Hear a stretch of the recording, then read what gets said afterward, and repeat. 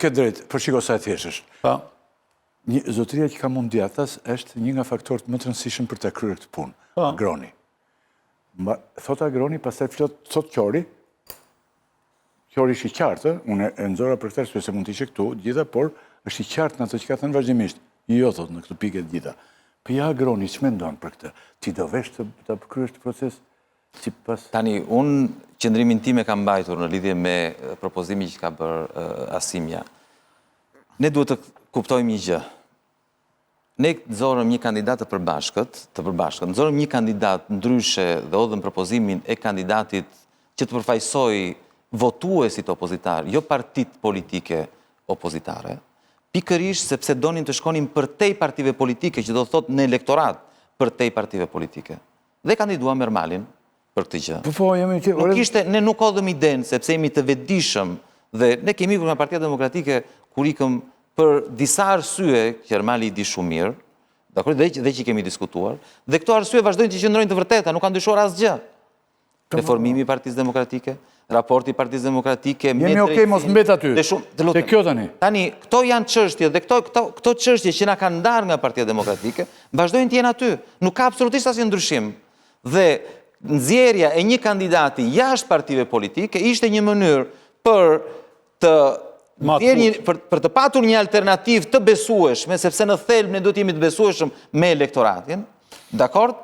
Dhe për t'i dhënë një shans Tiranës, për të patur një kryetar bashkie të pakorruptuar. Ky ishte qëllimi ynë.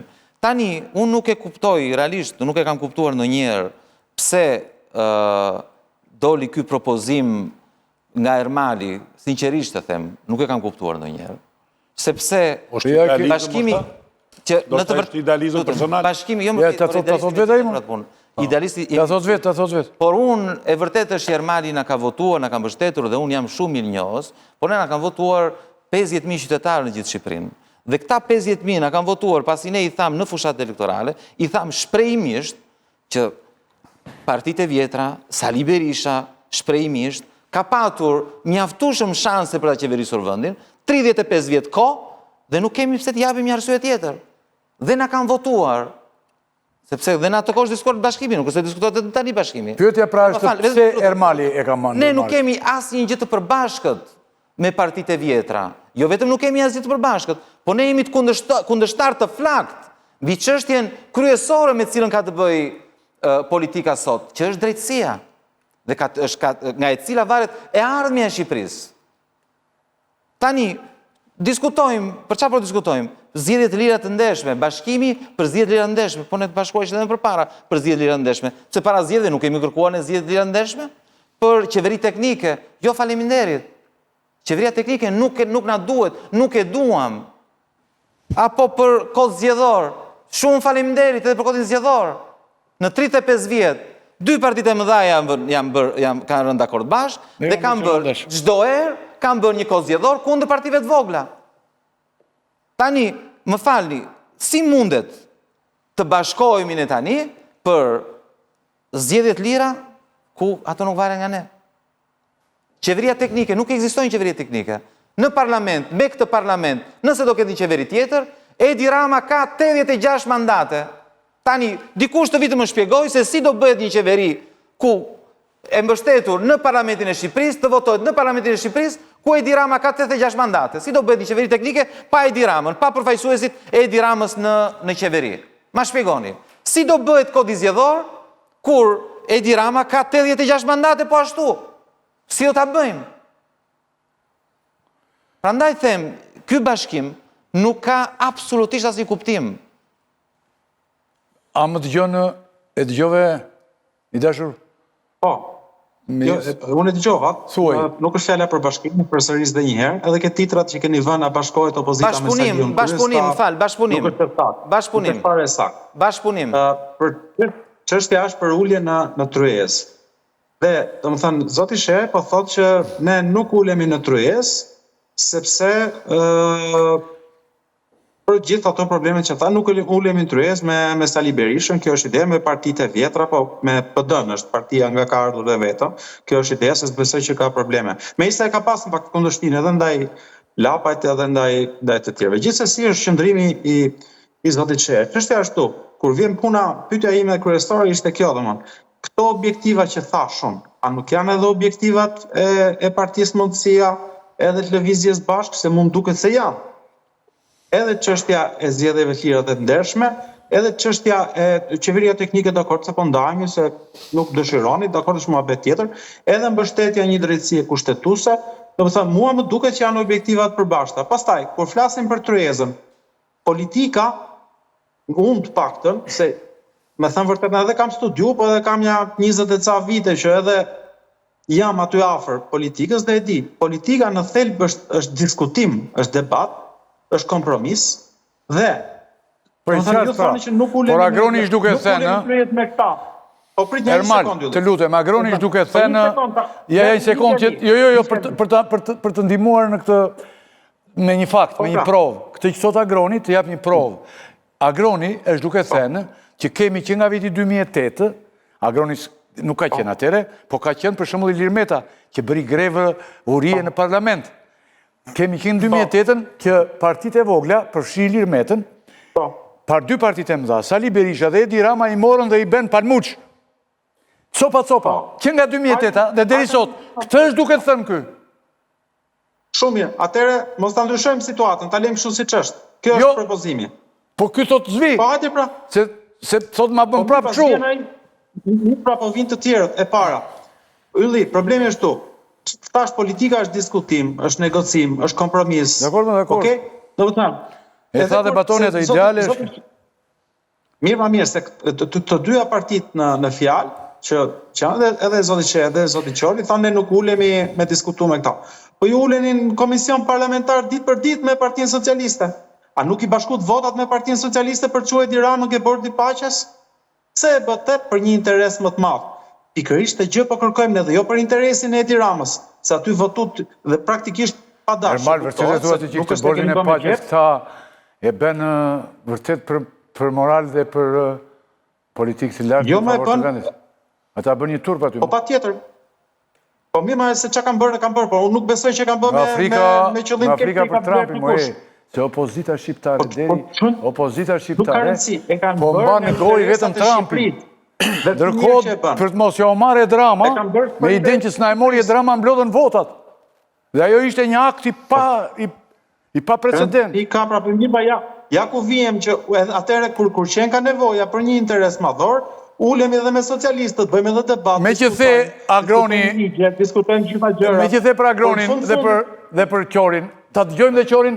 Një sekund, të jap vetëm një përgjigje, të lutem. Ja, të jap një përgjigje, po. Tani, unë sinqerisht, unë e kuptoj që ka një pjesë të shoqërisë që thot, hajde, është i ka vajtur majtë undës dhe thot, o burat gjemi zgjidhje për të rëzuar Edi Ramën, sepse në thelb të flasim troç, me bashkëpunimi nuk kërkohet as për zgjedhje të lira të ndershme që nuk është në dorën tonë, se këto pengohen nga Edi Rama, do të heqësh njëri Edi Ramën, të largosh njëri Edi Ramën e pastaj të mundohesh të kesh zgjedhje të lira, qeveri teknike dhe kështu me radhë.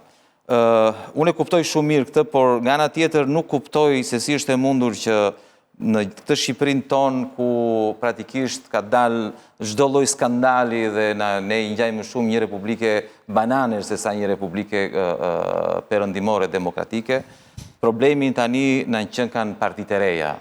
Problemi na qenë kanë këto partitë që kanë vendosur të shkëputen nga partitë e vjetra, sepse nuk janë dakord me partitë e vjetra, sepse kanë humbur shpresën tek partitë e vjetra dhe tani ne duam t'i marrim këto partitë e reja, t'i tërheqim e t'i çojmë prapë atje ku ishim. Dakord? Ne kemi 2 vjet që kemi marrë një rrugë të re dhe unë nuk e kuptoj pse është e pa mundur në këtë shoqërinë tonë që të pranohet që përveç Partisë Demokratike ka dhe partitë të tjera opozitare. Nuk e kuptoj pse. Dhe nuk e kuptoj pse duhet me SSB-n, më falë vetëm ta mbaroj. Nuk e kuptoj pse me SSB-n këto partitë e reja duhet i marrim dhe t'i fusim t'i bëjmë pis në ndonjë tryez duke i dhënë emra nga më të ndryshëm, sepse nuk e pranojmë, sepse ne i duam bashk. Po partitë opozitare janë bashk kundër Edi Ramës, prandaj janë opozit. Prandaj quhen opozitare, sepse janë të gjitha bashk kundër Edi Ramës. Pse nuk mund të vazhdojmë ne të bëjmë politikën tonë opozitën tonë, t'japim ide tona dhe të flasim për të ardhmen dhe jo për të kaluarën. Tani kemi, ti vërtet the që ka një javë këtu që flitet vetëm për bashkimi. Përveç se u zhvendos vëmendja nga problemi madh që ka të bëjë me drejtësinë dhe me përplasjen midis Edi Ramës dhe drejtësisë, Edi Ramës do shpëtoj Bilinda Vallukun. Regjia jo, njëri që kemi studion dy, do kemi qorin tani pastaj. Nuk flitet për të ardhmen, por themi dhe flasim për 35 vitet e kaluara në të njëjtën mënyrë, të lutem, vetëm ta mbaroj, në të njëjtën mënyrë, me të njëjtat formula të lodhura dhe që nuk kanë çuar asgjë. Agron, se kemi shumë të limituar kohën. Ermal, Nuk po thot njeri. kjo janë mendimet e Agronit. Tani, në një raund tjetër, po të deshe nesër rimë, ti flet me Agronin, ulesh. Vetëm një fjalit vetë. Njeriu më dashamirës për ty ka qenë ky që të zgjodhi si kandidat. Më dashamirë si nga partitë politike. E propozoj. Që të propozoj. Propozoj. Tani, ta dëgjojmë Qorin. Dhe shumë mirë që vazhdon betejën e tij në të njëjtin drejtim. Edhe ky bashkëpunim që po përpiqemi. Ta dëgjojmë Qorin pastaj përfaqësuesin e Lapajt. Ermal, beteja ime, nëse unë ulem, Ermal, tani të jemi të qartë. Beteja jon, nëse ne ulemi me Sali Berishën, praktikisht ne shumëzoj me 0, lutem, dhe të mbaroj. Jemi qartë. Në beteja jon, dhe çdo gjë që kemi bërë, nëse ne ulemi me Sali Berishën, zëre se shumëzoj me 0.